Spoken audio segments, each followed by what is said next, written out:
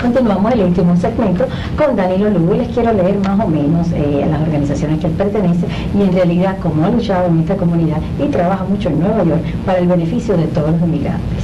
Danilo Lugo es un psicólogo criminalista experto en temas de prevención y educación sobre el crimen y la violación de la ley.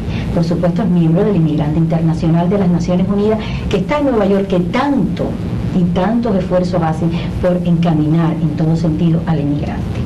Pertenece a la Comisión de Prevención del Crimen del Estado de la Florida, también pertenece a la Federación Americana de Policía y a la División Internacional de Servicios Especiales de Prevención y Educación sobre Justicia Criminal de los Estados Unidos. Y es por eso que es una persona tan capacitada que puede ayudarlos a todos ustedes. Y antes de terminar este último comercial, por supuesto le pidió y les pedimos nosotros a los padres que pongan atención a sus hijos para que después no se vean envueltos en que sus hijos sean delincuentes. ¿Hay algunas cositas más que me quieres agregar en estos últimos momentos? Porque hay algo más que decir. Yo quisiera realmente enviar un mensaje más que todo a la familia, a los padres. Nosotros estamos perdiendo los valores tradicionales de la familia, estamos perdiendo demasiado tiempo en hablar. Una de las cosas en que no se educa a la gente o a los padres es en criar a sus hijos. Se piensa que lo mejor que se le puede dar al hijo es la educación, o sea, la profesión, darles un hogar, darles un calor de familia, sí. Pero desgraciadamente se están olvidando algunos valores que son importantes en la familia, que es la comunicación, el saber cuando un muchacho está presentando los síntomas de que está atravesando una crisis, cuando llega tarde todas las noches, cuando llega borracho, cuando llega con los ojos enrojecidos, cuando está guardando secretos en su cuarto o en su closet, cosas debajo de la cama, escondiendo debajo de la alfombra, cosas así que es bueno que los padres supervisen de vez en cuando el cuarto de sus hijos. No importa que ellos digan que no tienen privacidad, lo que sea, pero yo pienso que es preferible dañarles un poquitico la privacidad. Exacto, sí, sí. Antes que evitar que el muchacho esté utilizando su cuarto o su casa como guardar drogas allí o armas. Como comenzar. Estamos viendo realmente que el mensaje que estamos recibiendo es ese, que es la falta de vigilancia y la supervisión de los padres. Ya la policía no puede hacer nada, las agencias del gobierno no pueden hacer absolutamente nada. Las cárceles están abarrotadas. No hay nada, es decir, no hay dónde meter a los presos, realmente no hay dónde meter a los presos.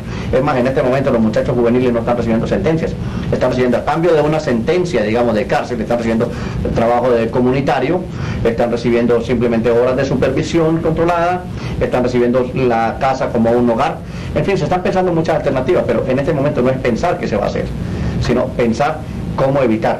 Antes de terminar, yo quiero que tú me digas más o menos si tú tienes idea de la cantidad de personas que se encuentran encarceladas, por lo menos aquí en la Florida, ¿tú tienes idea de cuántos jóvenes tenemos en la Yo voy a hablar en el condado solamente. En el condado, para hablar okay. Solamente del condado hay más o menos 7.500 personas presas en este momento en las diferentes instituciones. Recuerde que aquí hay instituciones del condado, instituciones estatales e instituciones federales. 7.500 personas solamente en el condado. En el condado, que refleja muchísimas más porque esos padres o esos hijos o esas señoras están fuera también. No estamos hablando ni siquiera tampoco de la gente que depende de estas personas.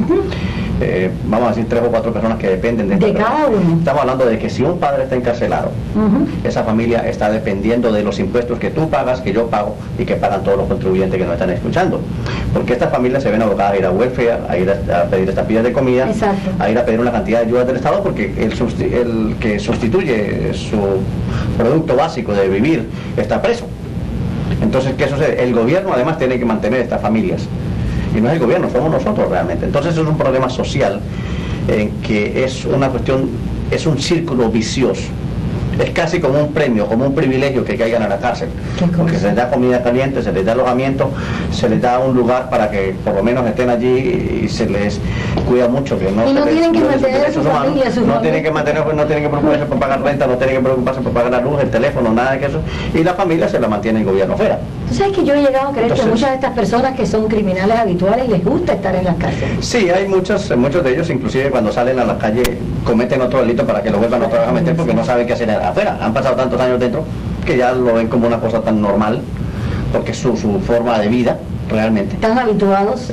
Entonces, eso hace que cometan otro delito. Hemos visto muchos casos, inclusive hombres que han salido hoy, por la tarde mataron a un policía o por la tarde. En fin, eso es una cuestión, ya es un vicio realmente. Que con tus palabras llegaran a este público, y yo creo que lo mejor que nosotros podemos darle a nuestros hijos es no formar delincuentes.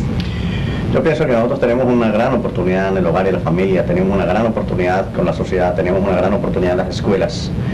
No enfocar tanto los temas a divulgar las noticias de lo que pasa, sino a tener en nuestras manos la responsabilidad de formar a esas personas. Cuando han cometido un delito, por ejemplo, más que todo el criminal que no es violento, darle la oportunidad de que se rehabilite. El criminal violento, guardarlo en la cárcel bajo 3 o 4 llaves antes que volver a salir con una conducta reincidente. Bueno, yo estoy más de acuerdo con eso, mirar exactamente qué es lo que va a pasar con nuestro sistema de justicia criminal. Bueno, y para todos ustedes se me acabó el tiempo y se me acabó tan rápido porque en realidad es un tema interesantísimo que con media hora no es suficiente. Desgraciadamente no es suficiente para tratar este tema. Nosotros nos vemos la próxima semana en Magazine.